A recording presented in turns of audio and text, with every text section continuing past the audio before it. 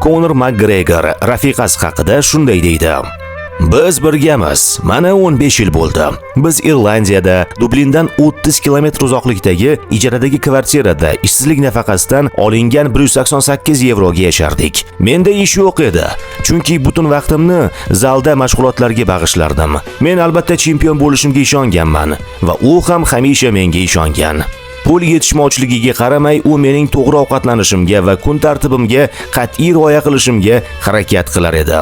Buning uchun u o'zini butunlay bag'ishlagan.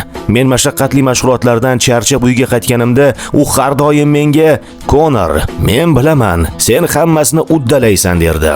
Aynan xotinimning turtkisi menga mana shunday ulkan yutuqlarni taqdim etdi. Like bosishni va obuna bo'lishni unutmang. Videoni esa turmush o'rtog'ingizga yuborib qo'ying.